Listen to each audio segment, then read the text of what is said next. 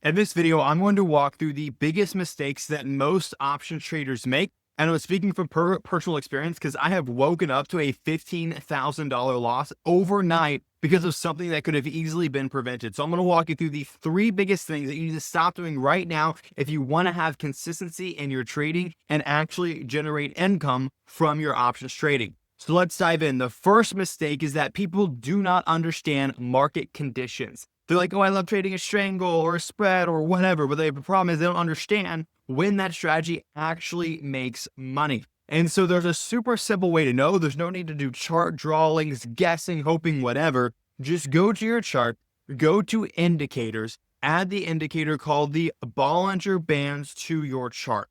It may look confusing at first. What we're going to do is we're going to go to the settings and we're going to change the length from 20 to 200. And when you do, this maps out exactly what you should be doing in the moment you should be doing it. What do I mean by that? Super simple here. If the market is in this top zone between the middle line and the red line, this is bullish market territory, aka we're going to be hoping to make money to the upside. So I put BL for bullish. Okay. Bullish is also down here. If it breaks below the lowest line, that means that it's bouncing and heading higher. This is also a bullish market. Now, if we're below these two lines right here between these, is a bearish market. And where we're above this zone is a bearish market. So I might be giving you a lot here, but you need to understand the different phases of the market. There's bullish phases and there's bearish phases. And you need to make sure you're using an option strategy that pairs with and is meant to make money in that type of market. So once you know that, it's okay, what strategies do I do? Well, in a bearish market, super simple, you can just buy puts. Or you can also do something like a call credit spread. My favorite is just buying puts outright. Now, in a bullish market, what can we do? Depending on how fast the bullish market is, we can do something like a strangle. It's going to be for slower bullish markets. We can do things like a 1-1X. We can just sell puts, or we can do something like a put credit spread. All those are bullish strategies we can use. And now we know, hey, looking at the market, it's in this phase or this phase, which means I have my pick from these options or these strategies. And so that's exactly how you can understand market conditions, because a lot of people are trading the wrong strategies during the wrong times, and that's why they're losing money. Not because it's a bad strategy, because they're doing it in the wrong type of market.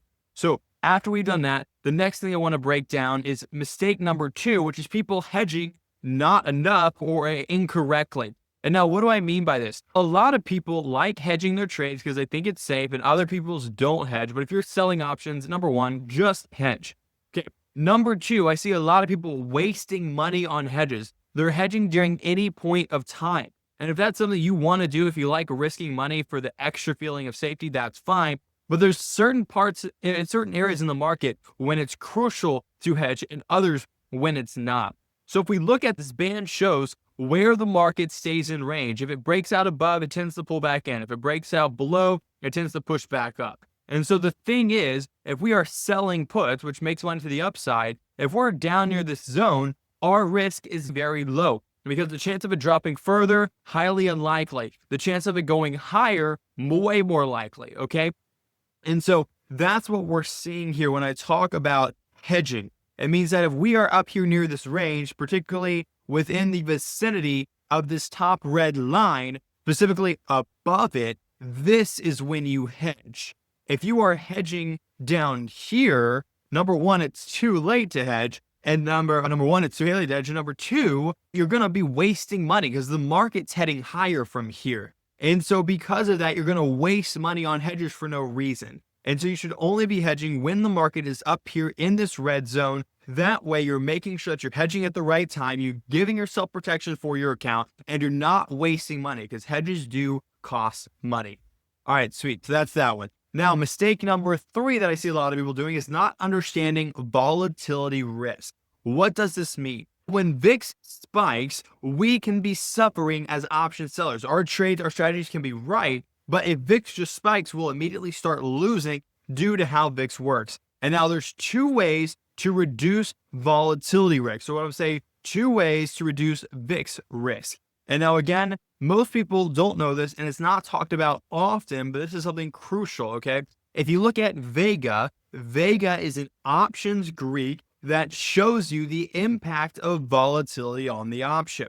So if we go what, let's say something Tasty Live would say, which is like a 45 DTE trade, and we're doing like a 16 delta type of position, this in theory, again, I'm just going to give you a rough number, could be as much as 100 when it comes to Vega. So it has basically a lot of risk when it comes to volatility. But there are two things we can do to decrease this risk a ton. Number one, going out further in time. If we go out to a 90 DTE point instead of 45 DTE, so 90 DTE, and we even keep the delta the exact same, that's going to drop our Vega risk by literally 25%. So Vega is going to come down from 100 down to 75. So that way, we reduce our risk a ton by keeping the trade the exact same, just going out further in time. And what else do we get by going out further in time? We also get to have a higher win rate, and we also get to make more money because we're collecting more premium up front. So overall, going out further in time is amazing. But what's the other thing we can do? In addition to going further out in time to 90 DTE, we can also lower the delta. Instead of going to a 30 to a 16 delta, we can push that to around a 10 delta instead and be around the 10 delta range, and that's going to bring us down to 50. So these two things combined, it can decrease our Vega risk by 50%. Go to the options chain. I dare you, check this out. A 45 DTE 16 delta versus a 90 DTE 10 delta. It will have basically half the Vega risk, which is insane. So if you want to reduce your volatility risk because you're tired of seeing your account take huge losses overnight, this is exactly what you need to do. So again, as a recap, number one, trade the right strategies during the best markets, aka bullish, bearish, or whatever. Number two, make sure that you're hedging at the right time so that you're not losing money for no reason. And number three, make sure to employ VIX risk. All right, guys, if you want to learn more, check out the links in my description or check out my latest video here on the screen.